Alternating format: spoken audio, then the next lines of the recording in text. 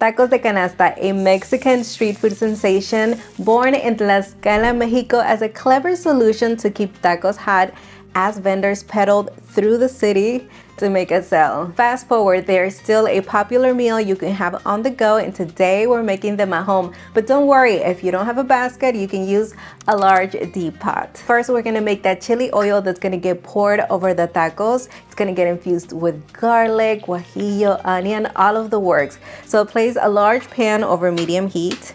Pour in half a cup of avocado oil, or one that's neutral in flavor. While that heats up, let's roughly dice half of a white onion and carefully add it in to that oil. Oh yeah, perfect. Also add in 6 peeled garlic cloves. We're gonna give that a quick stir. Keep an eye on it, stir occasionally, and allow the onion and the garlic to brown. Those sweet tones are really gonna get released and infused into that oil.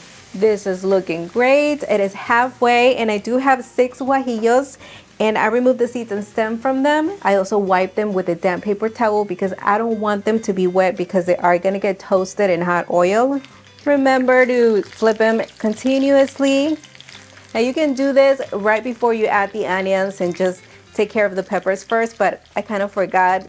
That's not a problem. I'm improvising here. We're just gonna pass them through the oil. As soon as they become fragrant, you know they're ready. The problem with leaving them in oil for a long period of time is you're gonna burn them. So we definitely wanna avoid that. This right here also looks ready to go. I'm just gonna turn off the heat because we need to allow it to cool down before we blend it. Good thing is I already have some cooled down. I'm just gonna add it straight into the blender. A 1/4 teaspoon of cumin seeds and 1½ teaspoons of kosher salt. Finally, 1½ cups of avocado oil. Can't forget those toasted peppers.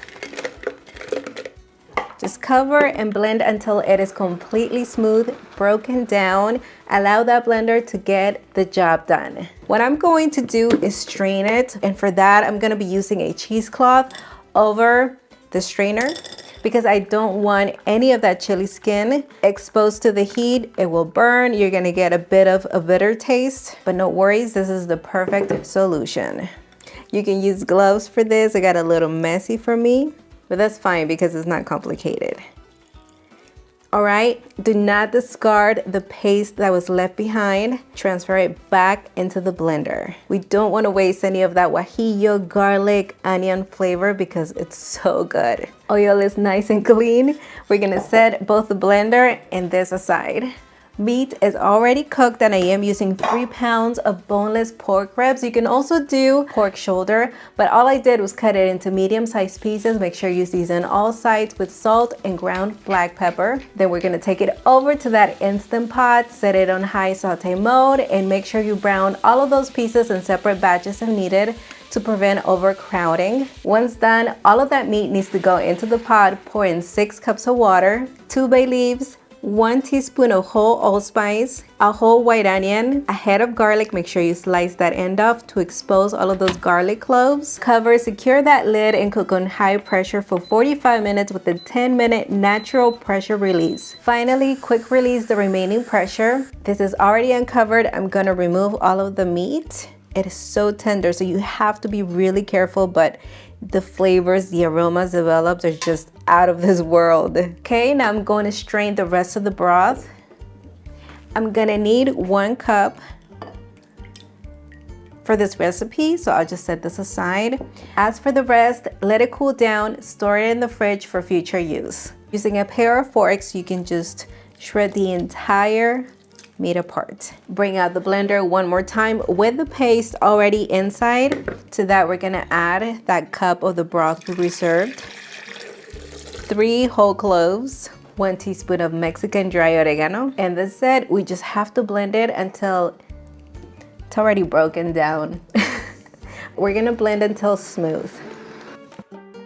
Let's set this aside because we need to prep that basket. This recipe moves fast and everything needs to be ready to go. So I took the liberty of buying one because I can even see myself going out to picnics and taking tacos de canasta. So I got excited about this, but you can use a large deep pot. It'll work just fine. First, cover the inside with a large kitchen towel and have a little bit of overhang on the sides.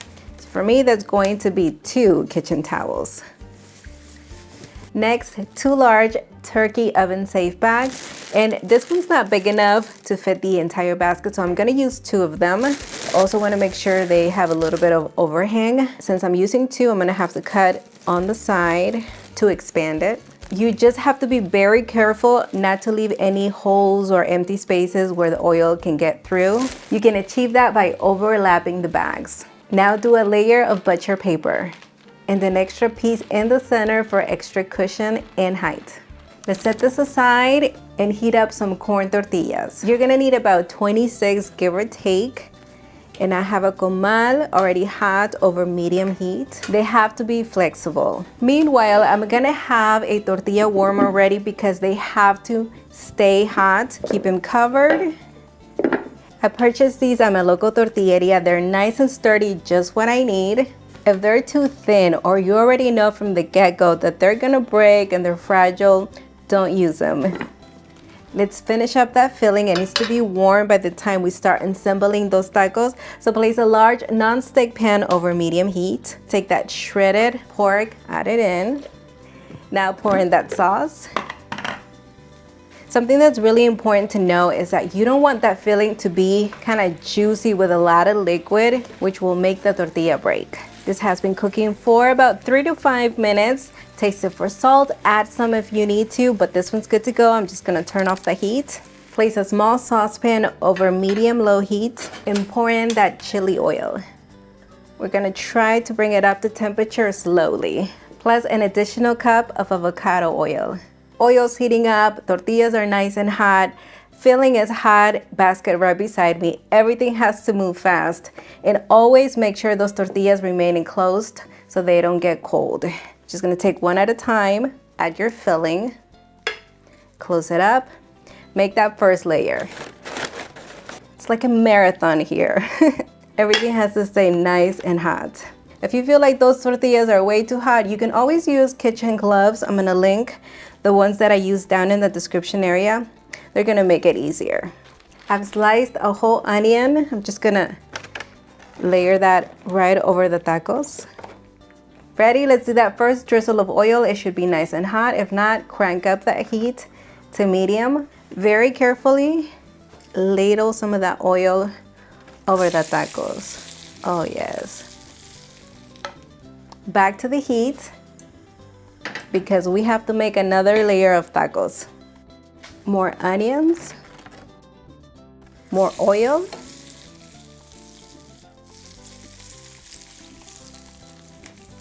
Let's finish up the remainder of the tacos and the remainder of the oil. Oh yes, that's all of the oil. If you have any of that skin left at the bottom, it might be burnt by now, so try to skim that off. Don't use it. Just exactly what we did. Plus, if you strain that oil really well, that's not gonna happen. Enclose them well, starting with that butcher paper, then the bag, then the kitchen towels. It's gonna trap all of that heat and allow them to steam. All right, now we have to let them sweat for at least 30 minutes. I know it's going to be hard to wait, but we gotta give these tacos some love and time to get nice and soft. These are good to go, and we're gonna serve them with a salsa because typically that's all you get because vendors don't really have enough room or a lot of room to be carrying so many condiments around. And in reality, that's all you need. It's like food on the go, and it's so, so, so delicious. Now, I carb count, so I'm gonna be adding some shredded cabbage because I need to get full and I cannot have so many tacos. Why? I'm just kidding. We're making it work. It's good. Ooh, we can see some moisture in there and they feel hot to the touch. Not burning hot, but they still feel really hot, so that's good. I'm gonna go ahead and very quickly remove them, just the ones that I'm gonna have, but look at that. I'm gonna have 2. How many do you want, Nelson? I need like 4. All right, order right up. But look at this right here. Just make sure you keep them closed. We don't want them to get cold. I'll do some cabbage and salsa. These tacos are meant to go from the basket to your mouth, literally. They have to be served hot. I love it.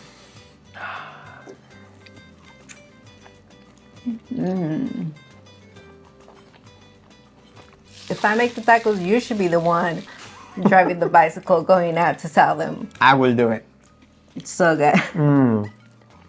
With Nelson, we'd probably be losing profit. These tacos really hit the spot. Aren't they just so soft? It's amazing. What do you think of picnic day? Make those tacos. Oh, yeah.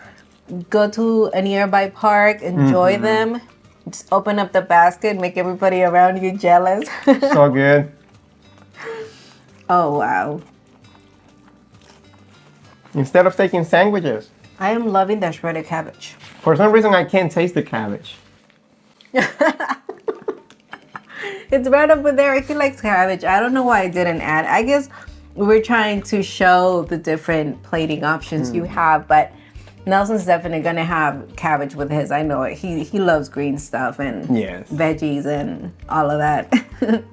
Not to be confused with tacos al vapor. It's a different story. Similar, but different. Difference. I'm gonna leave you the link to that one as well. Go check it out. Nelson, you've already eaten 3 tacos. Wow. Okay, we're gonna enjoy these. So until the next one. Bye, everyone.